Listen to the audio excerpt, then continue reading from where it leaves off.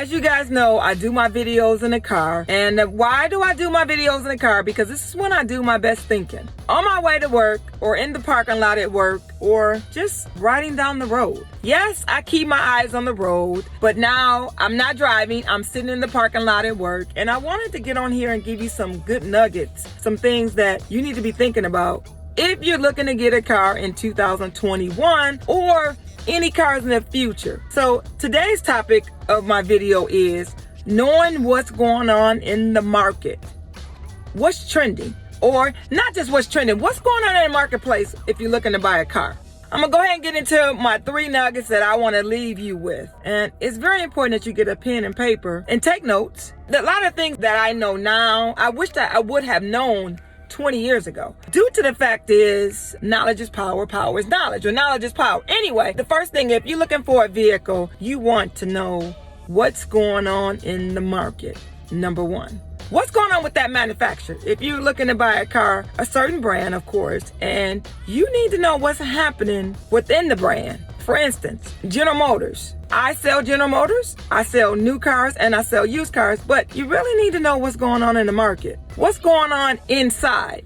So let me tell you, last year it was COVID-19 that set a lot of dealers back because of social distance, the COVID-19, and us just being able to have to wear masks. A lot of people getting sick in the United States or in the world. People trying to come to grips with doing things differently, because I know a lot of things change in my life because, before a lot of people come in the dealership, what I look to do personally is to get people pre-approved before they come in the dealership, because 80%, 90% of the customers I deal with have Bruce credit. I like to know where I am with everything before they come in the dealership, because I don't want 10 people or 15 people at the dealership waiting to see me, and maybe they need to come up with more down payment, or maybe they need a co-signer. I'd rather them know that before they come in. So majority of my customers, I look to get them pre-approved before they enter the dealership. So at General Motors, the supply is low and the demand is high.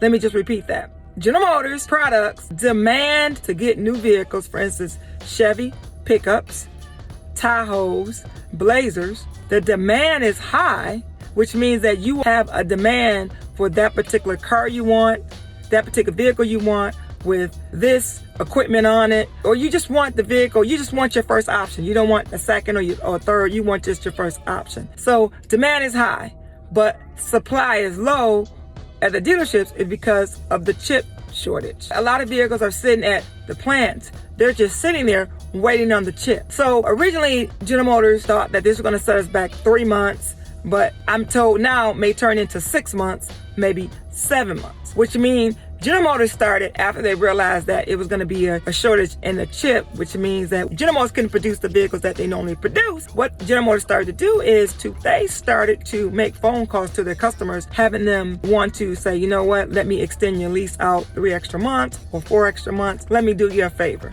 Let me just do that while we get ourselves in order. So you want to find out what's going on in the market here. What's happening? That's the first thing you want to do if you're looking to buy a car. It doesn't matter when you're looking to buy a car, but find out what's going on in the market, because that'll put you better ahead of everything. Because in some cases, when demand is high and supply is low, you might be able to get that better deal than what you got the last time you actually purchased your vehicle or leased your vehicle. Number 2, trade-ins.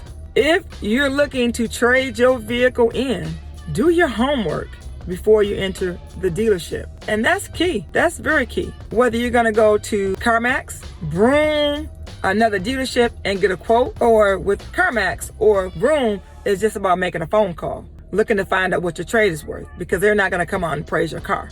They're just going to give you or tell you what they think your vehicle is worth. But do your homework before you go into the dealer. And it's always important that you can gauge to know where you are before you get there. And that's anything that you do. You want to do your homework. You just don't want to walk in blind. I think a lot of people go places and do things. They don't just take the time out just to do a little bit of homework. Just a little bit of homework is key. Honestly, really, this probably should be your first thing, but I'm putting it as the 3rd tip, because it doesn't matter what order you go as long as you do all 3 of these. But the 3rd thing, what you want to do is get pre-approved at your bank or your credit union. And why do you want to do this? And you're probably gonna say, Regina, why do I want to get pre-approved already?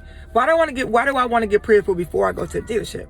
Well, I'm glad you asked. You want to be able to have ammunition if you can. When I say ammunition is, if you can go to your local bank or your credit union and you say, you know what, I picked out the vehicle that I want. I need $30,000 out the door, or I need a $40,000 loan amount, or $15,000. It doesn't matter what a loan amount you need, but you go into your credit union bank, you say, I need to get a pre-approved for this amount. The bank comes back and says, you know what, I can get you a pre-approved for 60 months on a $30,000 loan at 2.5 interest rate. If you do 60 months or you do 72, your interest rate is going to be 2.5%. So when you come into the dealership and you sit down with your salesperson and you picked out the car you want, you drove the car you want, you got the price of the car, they have given you payment. Now it's time for you to say, well, you know what? Appreciate the price for the car. I appreciate you showing me payment, but I'm pre-approved at my bank or my credit union for 2.5%. Can you beat that? And I'll give you my business. That's getting pre-approved before you go, because you now have ammunition. Ammunition to do what? To tell that dealership, in order to earn my business, I need you to get a better rate than the 2.5. When I say earn my business, not like you're gonna not buy the car from a dealership, but if a dealership can keep everything in-house, they'd rather keep everything in-house. If they can't, then it's okay. Of course they'll accept a check, right? Just let that salesperson know so they can tell their sales manager or their finance manager that you already approved for 2.5. And if they can't beat the 2.5, you're going to come in with a check. Oh, that finance manager or that sales manager, they're going to go to work. They're going to go to work looking to get you a better rate than the 2.5%. And if you truly got that 2.5%, then it is going to be someone out there that is going to get you a better rate than that. Whether it's 2%, 2.2, 2.3, they're going to be able to get you a better rate, because most dealership, most banks or credit unions we are competitive with your bank.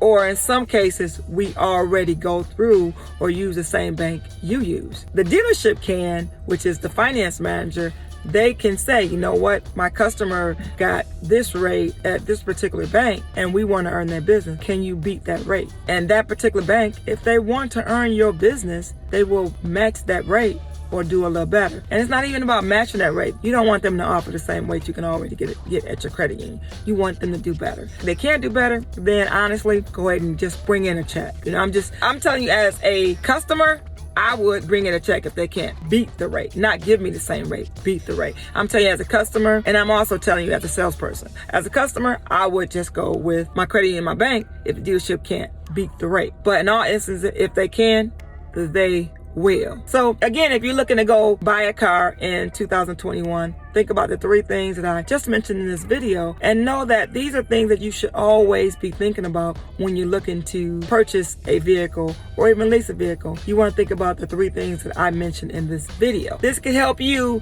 now and anytime you're looking to go lease or buy a vehicle. So if you like the information I shared, put some comments at the bottom. Tell your friends and family to subscribe to my YouTube page. And I'll see you on the next video.